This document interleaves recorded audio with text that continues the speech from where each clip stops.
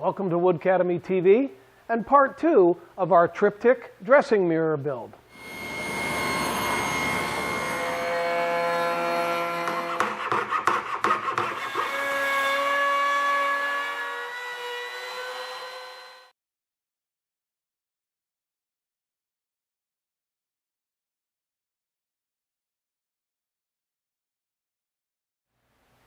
Proper eye protection and hearing protection is always critical in the shop. But you may have noticed with this particular project that we're doing, we've been doing a lot more hand tool work than usual, and that's going to continue in this episode. And a lot of us tend to be careless when working with hand tools. Power tools are more scary, and they will do more damage if there's an accident. But there are statistically a lot more accidents with hand tools than there are with power tools. So care and caution always need to be exercised in the shop. Remember, your best safety device is up here. You are your own best protection. Now, we spent all of part 1 creating the mirror frames for this project. Here in part 2, we'll create the turnings for the finials and the feet. We'll build the carcass, the curved front drawers to go with, the uprights, and assemble and finish the whole project. So let's get started. Without a doubt, the drawers are going to be the most difficult part of the carcass build for our mirror project. Normally, I would like to start there. But we can't in this case because the carcass defines the drawer space, which we have to build the drawers to. So we're going to start by building the carcass itself. All of the parts for the mirror base are 5/8 of an inch thick.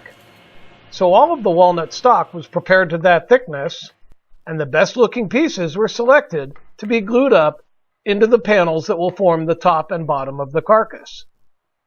The top of the carcass will be the most visible part of the project, so the best of these panels should be selected for that. With the color and grain matched as well as possible, the pieces are marked to ensure that they're glued up in the proper sequence. Joint the edges as needed to ensure a good fit. The clamps are used to hold parts together until the glue dries, not to pull together gaps left from poor preparation. Ensure that the faces stay aligned as pressure is applied, and using these parallel clamps from Bessie helps to keep the panel flat during clamping. The base features a continuous reverse curve along the front edge, so the top and bottom panels will need to be shaped accordingly. A template could be used here, but it's just as easy to lay out the pattern and cut the two pieces at once. And the project plans include a measured drawing of the curve layout. This detail uses the same radius curves as the mirror frames. The layout lines in the measured drawing will create 5 reference points. These reference points are then used with the frame templates from part 1 to lay out the continuous reverse curve. The templates are clamped in place and a marking knife used to strike the line. The convex center curve is marked out first, and the concave curves at the ends are blended into it. The marking knife is much more accurate than a pencil, and there's no worry about the lines being rubbed away. The two panels are carefully aligned and double-face taped together. The profile is then cut on the bandsaw as close to the line as possible, and the shaping completed with whichever method works best in your shop. One of the advantages to using a marking knife is that during this final shaping, it's very easy to see when the line is actually reached. The last of the material to be removed right at the score line can be clearly seen falling away.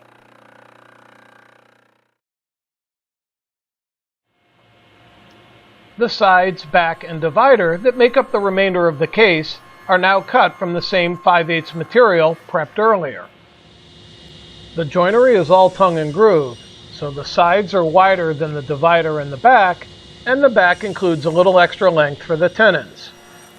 but all of the remaining parts can be ripped and cross-cut according to the cut list that's included in the plans. Both the back and the sides need to have tenons cut. A 1/4-inch dado is set up and partially covered by an auxiliary face on the rip fence. This is the easiest way to control the width of the tenon. The back receives a tenon at each end, and the sides get tenoned top and bottom. All the tenons are a 1/4-inch wide and 1/8 inch tall. The center divider does not get a tongue like the sides. It and the back are carefully trimmed to match the width of the sides, not including the tongues. Both of the box sides get a groove on the inside face at the back. These grooves are for the tenons that will be cut on both ends of the back. The top and bottom panels also need grooves to accept the tenons in the sides, but these are stopped tenons. They're hidden behind the front edge of the box. So a stop block is mounted to the router fence, the back butted into it, and the part lowered onto the bit. And the process is reversed for the opposite side. The slot is cut up to the stop block, and then the part carefully lifted off the bit.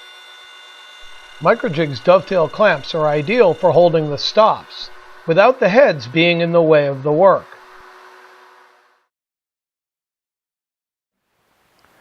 The uprights are brought through the top of the case and attached to the bottom of the case as well as the side.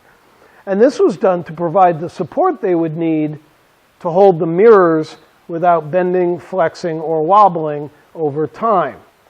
Simply attaching a butt joint here between the upright and the top never would have given the strength that's needed. This design will last for generations without coming loose. This requires that the top panel is notched to allow the uprights to pass through.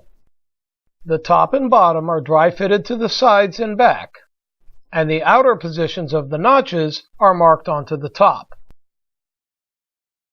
Then a thin slice of the upright stock is carefully positioned and clamped in place, aligned with the mark and the back of the case.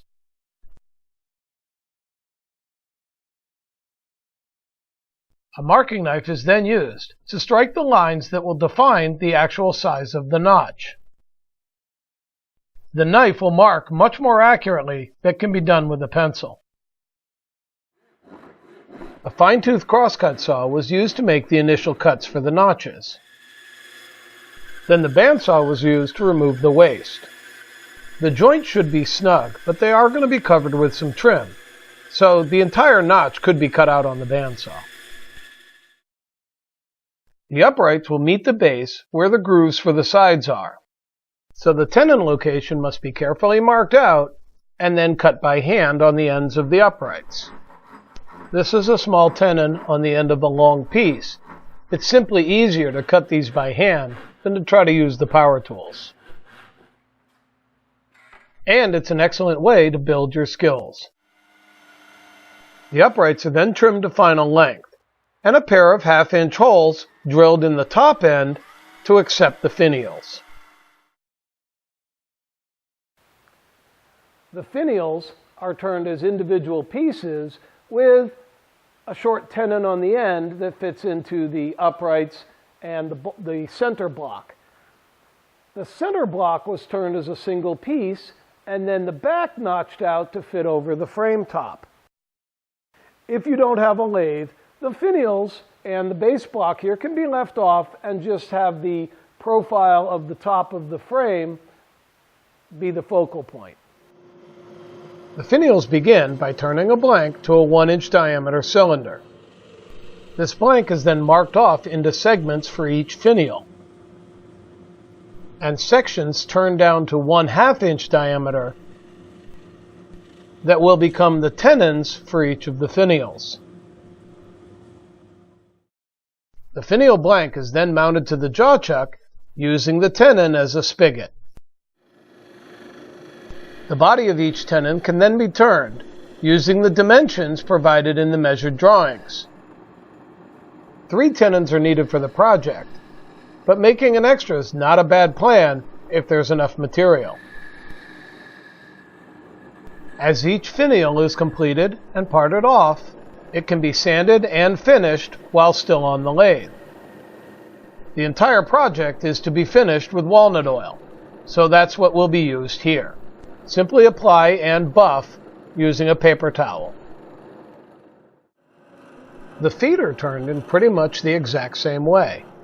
Tenons are turned between centers, then used as spigots in the jaw chuck while the rest of the turning is done, and get the same sanding and finishing steps. The crown, on the other hand, gets turned with a different method. It has no tenon, so it's turned off a worm screw mounted in the jaw chuck. It's a fairly simple turning, and only one is needed, but it is important that the rounded bottom section is the right length.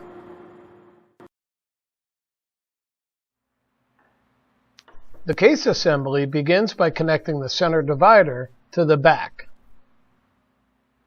The center line of the back is marked and a pair of small holes drilled through. These help ensure that the screws will hit the exact midline of the center divider. Bessie's right angle clamp is ideal for doing this kind of work, holding the parts square but allowing clearance for drilling the pilot holes and putting in the screws. The center line of the base gets another set of marking holes, and the back is carefully clamped into position. The assembly is set on the back, and countersunk pilot holes drilled through the base and into the center divider. There will be no holes drilled in the top of the case. Glue is applied to all the grooves and the sides set into place on the base. Glue is applied to this assembly, then the top carefully fitted in place, ensuring that the tongues on the sides meet the grooves on the top. Ensure that the top and bottom are properly aligned and begin clamping the case together. Continue to check the alignment as clamps are added. And clamp the uprights into position as well. They're not glued or secured in place at this point, but it is important to make sure that everything lines up and that they're perpendicular to the top of the case. The case is left to allow the glue to fully cure. The inside edges of both uprights are marked out before they're removed from the back of the case. This is so a pair of locating holes can be drilled from the back of the case through to the inside, which will mark where the screws will go to hold the uprights in place. Clamp the uprights back into position and check them for square, and then countersunk pilot holes are drilled from the inside, using the marking holes as a locator, and the uprights screwed into place from the inside outward.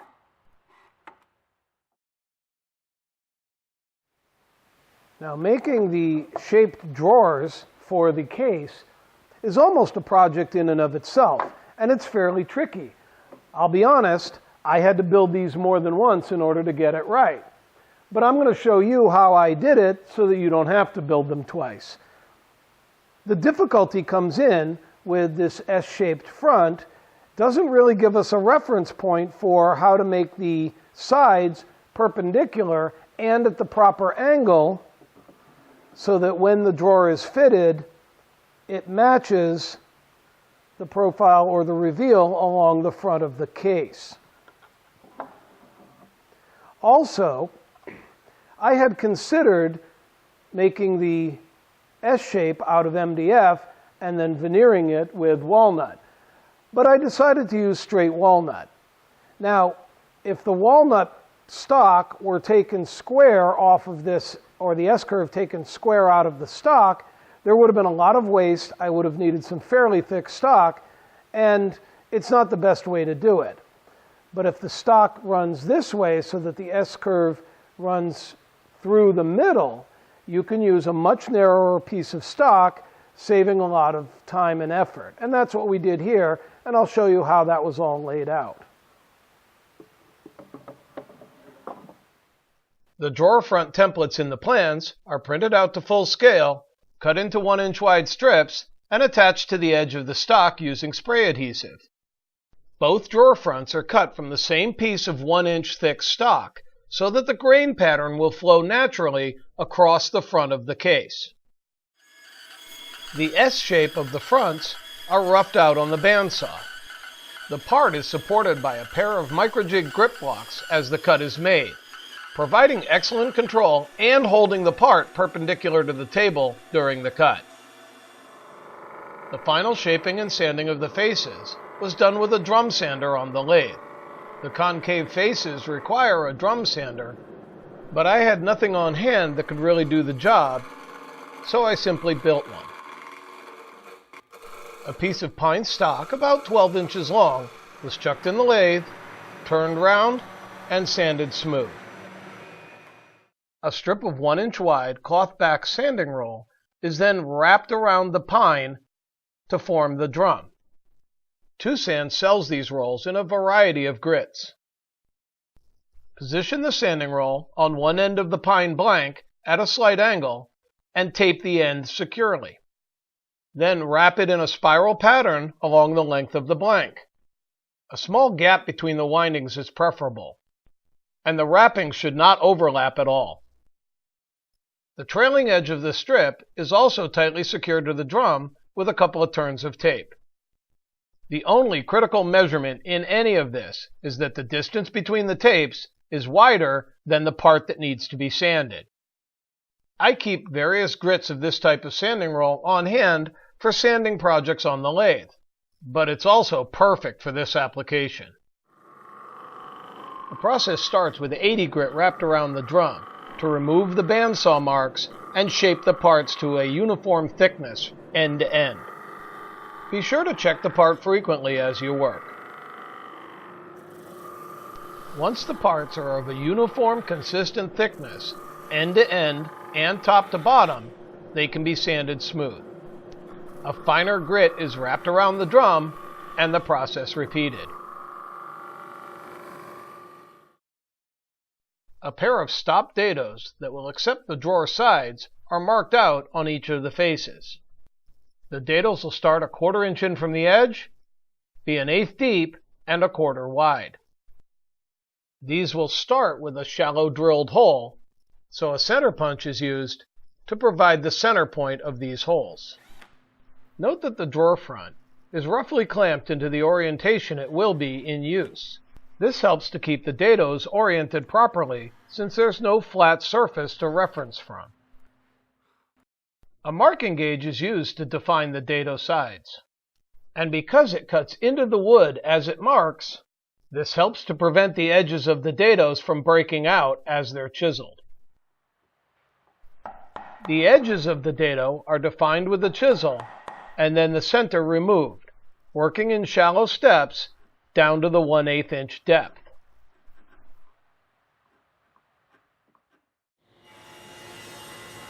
The stock for the drawers is processed to 1/2 inch thick, then ripped and cross-cut, leaving the drawer sides a little bit long at this point.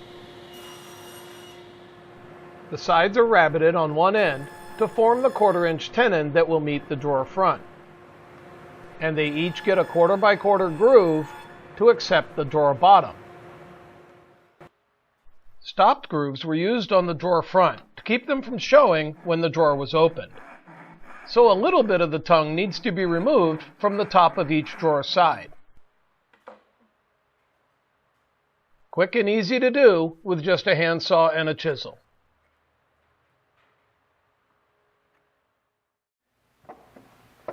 Now, just like with the frames, there's no real reference point between the drawer front here and the side of the drawer. And so when I constructed the drawers originally, they fit fine into the hole side to side, but when the drawer was closed, it was skewed. So the exposure at these 2 points and across the front wasn't even. It was tighter on one side and opened up on the other. And that just didn't look right, and it wasn't going to work. So I had to come up with a way to build the drawers, just the glue-up part, to ensure that everything was aligned and we weren't off kilter. So again, just like the frames, a template is going to be used for the actual assembly to make sure everything goes together properly. A piece of plywood was cut to fit inside the drawer box. And then that plywood was marked just a little bit back from the front edge on both sides here. And in this case, marked about 1/4 of an inch back, about the same as the radius on these pieces, so that everything would line up. Now I can take the template out, and using just the drawer front, the box wasn't built at that point, I lined up the drawer front with those 2 marks and traced off the template. Here we can clearly see how the template allows for the drawer to be built exactly as needed. The drawer front is aligned to the scribed mark on the front of the template, and the fit between the fronts and the sides adjusted to match the straight sides of the template, which can then be measured and cut to final length. Remember, they were left a little long. And then grooves cut to hold the back, and then finally, the drawer bottom can be marked and cut to fit the inside profile of the drawer front. The bottom of the drawer will simply be butted up against the drawer front. But since the drawer bottom is what keeps everything square, it's important to get this right. So the assembly is dry fitted with the drawer front sitting on top of the drawer bottom. Using the template to ensure that the orientation between the front and the sides is correct, the drawer bottom is scribed to the inside of the drawer face. Then carefully cut and sanded to the lines until a good fit is made between the bottom and the drawer front. To assemble the drawers, glue is applied to the grooves on the drawer front, and the sides are fitted into place.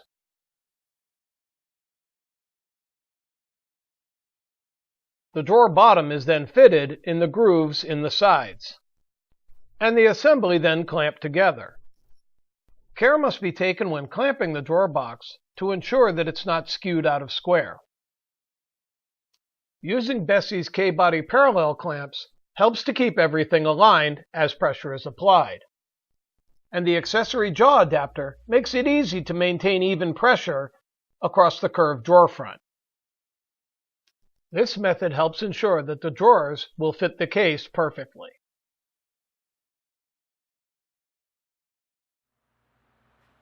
Just a few more steps before the mirror can be finished. 1/2-inch holes are drilled at the 4 corners on the underside of the base, as shown on the measured drawings included with the plans, and the feet inserted into these holes. A small trim molding is next applied where the uprights meet the case. This is made by using a portion of the same Infinity Tools router bit that was used to profile the mirror frames. The profile is molded into the edge of a 3/8-inch thick piece of stock. Then the molding is ripped to 1/4 of an inch wide. A well set up hand miter box is a safe and easy way to handle these tiny pieces. The front piece is cut to length with a miter on each side, and the side pieces fit to it, then marked for the final length cut.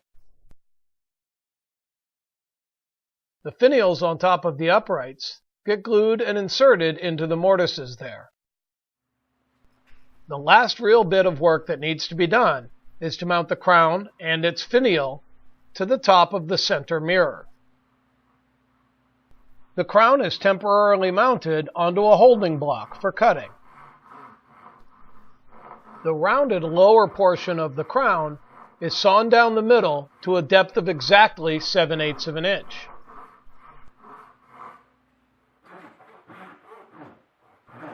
And cross-cut to remove 1/2 of the lower dome of the crown. The center point of the frame is marked out and the crown clamped in place. The marking knife is then used to very carefully scribe the border of the crown into the molding on the frame. The borders of this area, scribed out with the marking knife, are deepened and defined using a curved gouge.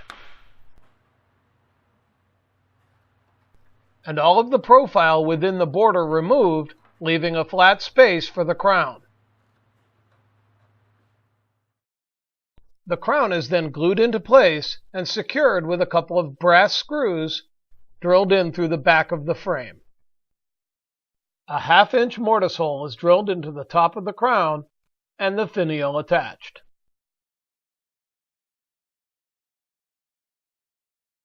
Just about any finish could be applied to this project, and since all the turn parts were finished on the lathe using Doctor's Workshop walnut oil, it makes sense to continue with the same product throughout. It's an incredibly easy finish to apply. The oil is applied generously with a brush and then wiped off with a clean, lint-free cloth. And it's pretty much impossible to mess up. You don't have to worry about drips or runs or fingerprints or anything else. Inserting glass panes or mirrors into a frame is known as glazing. Simply place the mirrors into the frame, insert the backs that were created in Part 1, and secure both in place using glazer's points. Glazer's points will press into the side of the frame to hold everything in place. I found this process easier if I used my marking knife to make a small cut into the walnut before trying to insert the points. Choosing the hardware to hang the mirrors required a little bit of thought. The wing mirrors were easy. A good quality pair of no mortise hinges with attractive finials allow them to swing in and out as desired. The center mirror, on the other hand, needs to tilt but then hold the position once released. There are mirror pivots that go through the sides, but that wouldn't work with the wing mirrors. The hardware I chose is a pair of surface-mounted brackets with a rod running between. The brackets can be tightened to apply exactly the amount of tension needed to hold the mirror when it's positioned. The surface-mounted pivots did require a cleat to be applied to the back of the center frame for them to mount to. The mirrors are then attached to the case according to the instructions that came with the various pieces of hardware. And that's it. Your Triptych dressing mirror is complete, ready to add grace and elegance to any bedroom for generations to come. Woodcademy is made possible with the generous support of our sponsors. Please take a minute and let them know how much you appreciate it.